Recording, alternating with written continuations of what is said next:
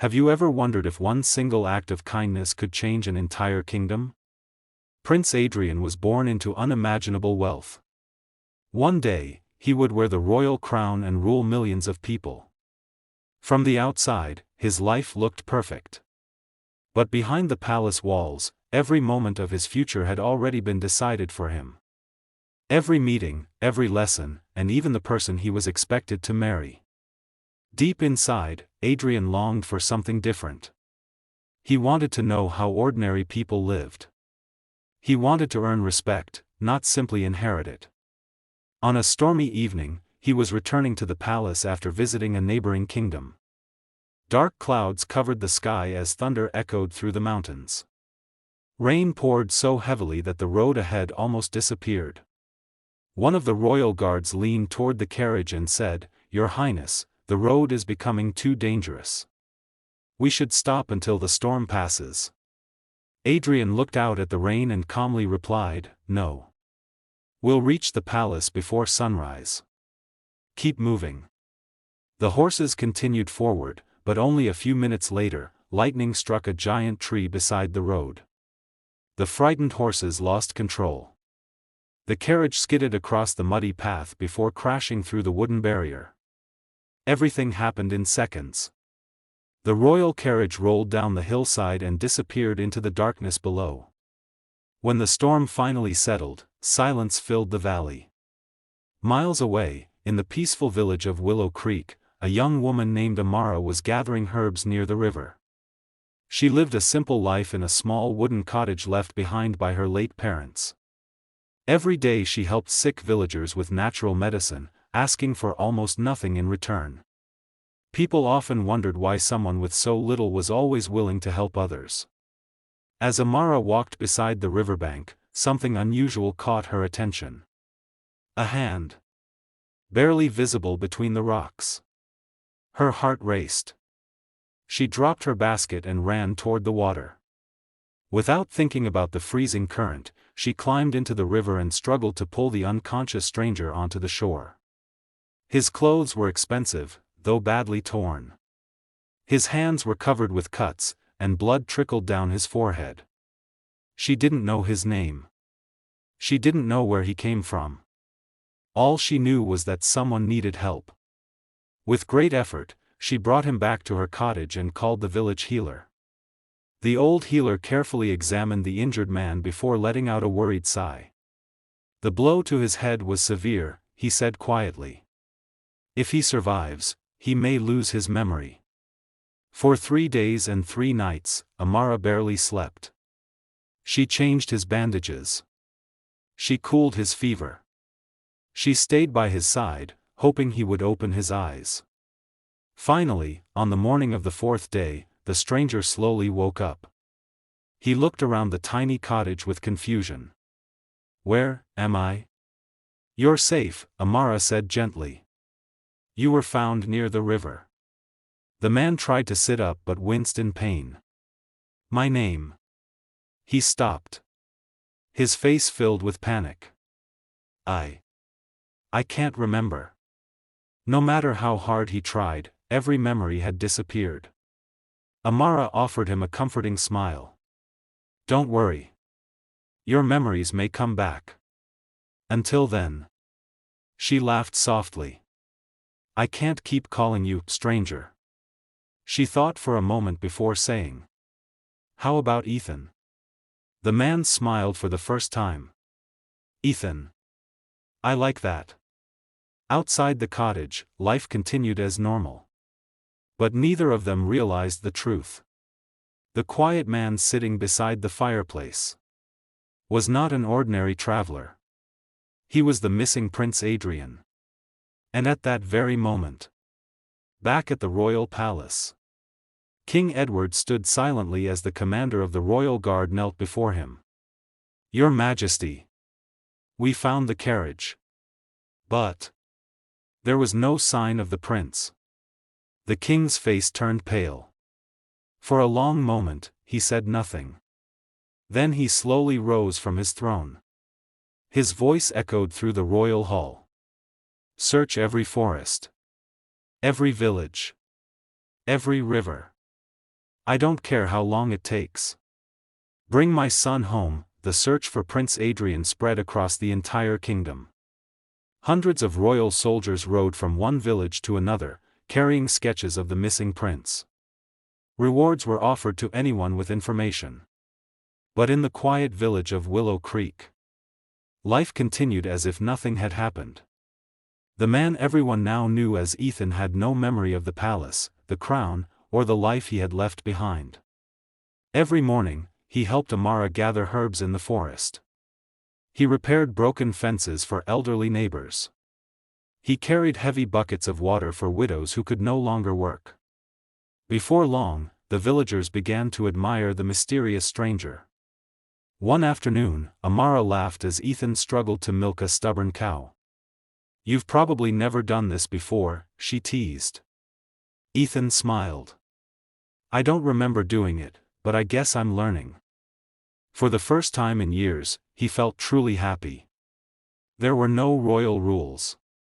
No endless ceremonies. No guards following his every step. Just peace. Just freedom. But not everyone welcomed Ethan. The village chief, Garrick, ruled Willow Creek with fear. He demanded unfair taxes from poor families and punished anyone who questioned his authority. His spoiled son, Victor, had wanted to marry Amara for years. Not because he loved her, but because every villager respected her kindness.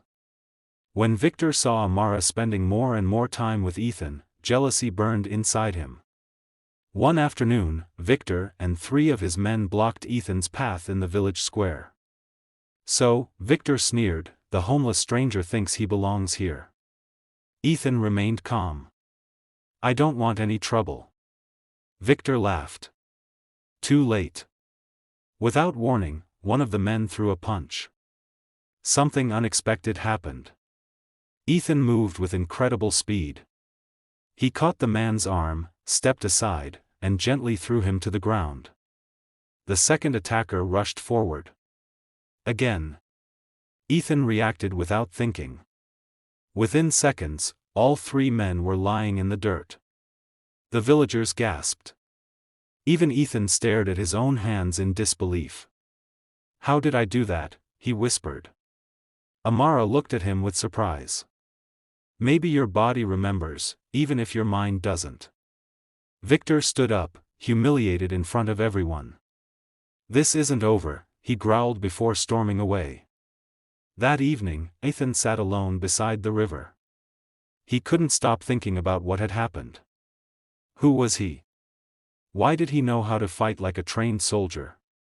Why did fragments of castles and royal halls sometimes flash through his dreams? Across the kingdom, King Edward refused to give up hope. Every night, he stood on the palace balcony looking toward the mountains. His closest advisor, Lord Cedric, watched quietly from the shadows.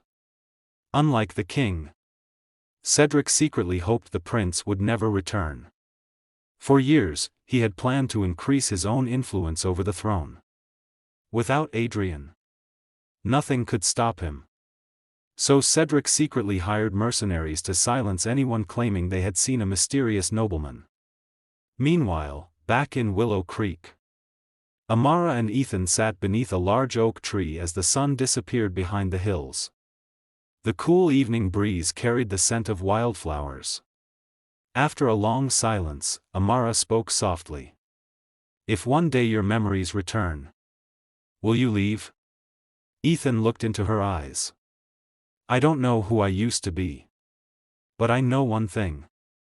The happiest days of my life have been here, with you." Amara smiled, her cheeks turning red. Neither of them said the words out loud. But both had already fallen in love. What they didn't know was that destiny had finally caught up with them. The next morning, a group of royal soldiers rode into Willow Creek. Their captain carried a portrait of the missing prince. As villagers gathered around, an elderly woman looked closely at the painting. Then, she slowly raised her trembling hand. "I've seen that young man." She pointed toward Amara's cottage. The captain's eyes widened. Surround the house.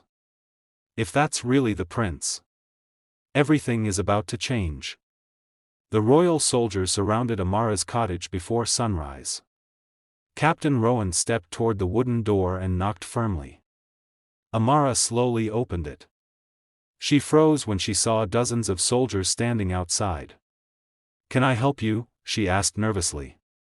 "We're looking for a man," the captain replied as he unfolded a royal portrait. The moment Amara saw the painting, her heart stopped. It was Ethan. Before she could speak, Ethan walked outside.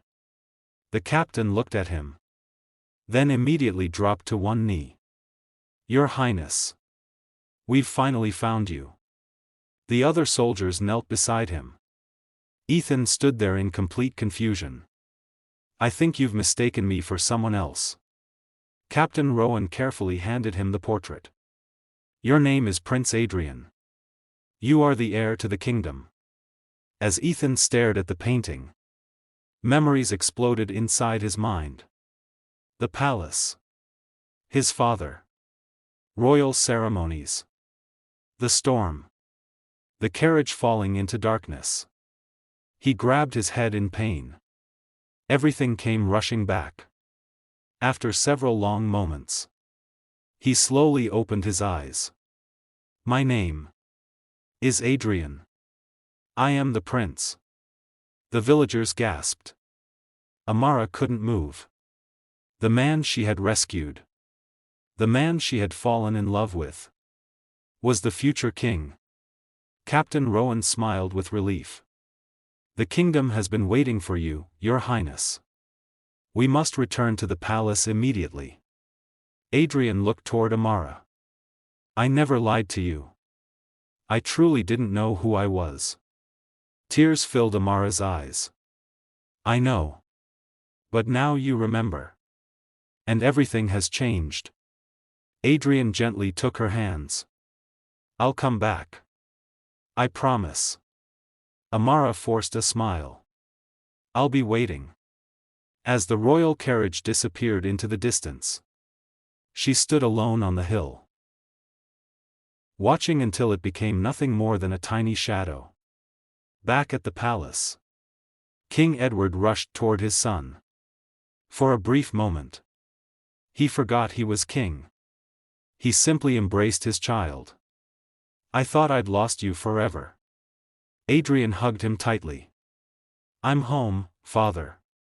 The palace celebrated the prince's return with music, fireworks, and grand feasts. But not everyone celebrated.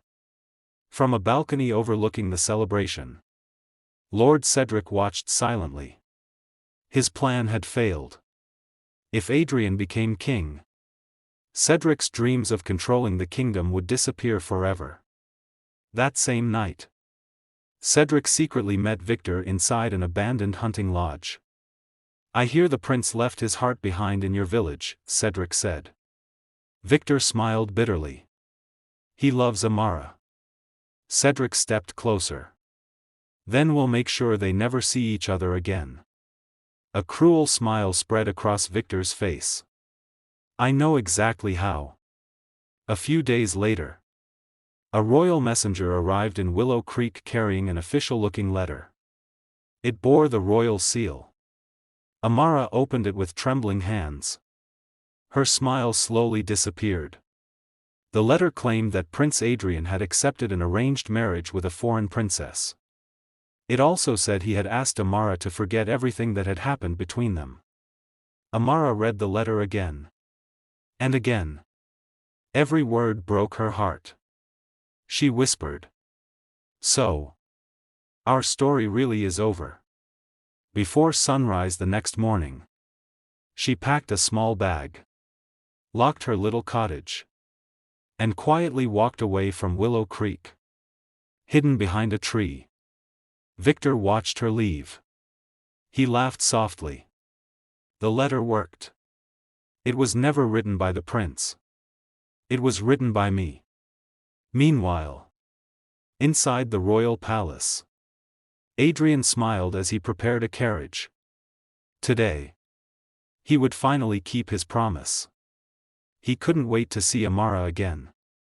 But when he arrived at her cottage, the door was locked. The windows were empty. The old village healer slowly approached him. "You're too late. She left 3 days ago. Nobody knows where she went." Adrian stood frozen. For the second time in his life, he had lost everything. Prince Adrian refused to believe that Amara had left by choice. The woman who had risked her own life to save a complete stranger would never disappear without saying goodbye. Something wasn't right. Back at the palace, Adrian couldn't sleep. Night after night, he replayed every moment they had shared in Willow Creek. The smile on her face, the little cottage by the river, and the promise he had made before leaving. "I'll come back." He had kept that promise. So why was she gone? Determined to uncover the truth, Adrian ordered Captain Rowan to investigate everyone who had visited Willow Creek after his departure. Days later, the captain returned with shocking news. One of Victor's men had been caught trying to cross the kingdom's border with a bag full of stolen gold. During questioning, the frightened man confessed everything. Victor had forged the letter. Lord Cedric had planned the entire deception. They wanted Amara out of Adrian's life forever. The moment Adrian heard the truth, his expression changed. Not with rage, but with disappointment. "The people I trusted betrayed the kingdom." Within hours, royal guards arrested Victor, Garrick, and Lord Cedric. The royal courtroom was filled with nobles, soldiers, and villagers as the trial began. The evidence was undeniable. The fake royal seal. The forged letter. Witnesses who had helped carry out the scheme. King Edward looked at Cedric with sadness. "You served this kingdom for 20 years. And you threw away your honor for power." Cedric lowered his head. He had no defense. Turning toward Victor, the king spoke again.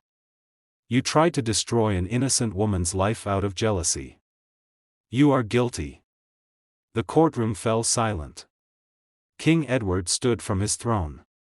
Lord Cedric is stripped of all titles and permanently exiled from the kingdom.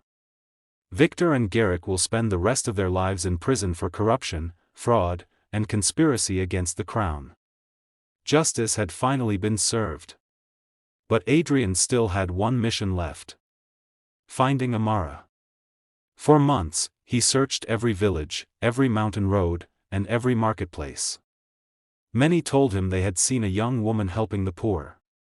Others said she had been teaching children to read. Each clue brought him closer. Then one peaceful morning, Adrian arrived at a small mountain village. Children's laughter echoed through the air. Near a tiny schoolhouse, a young woman was reading stories to a group of children. It was Amara. She looked up. And froze. For a long moment, neither of them spoke. Adrian slowly walked toward her. "I've been searching for you everywhere." Amara's eyes filled with tears. "I thought, you had forgotten me."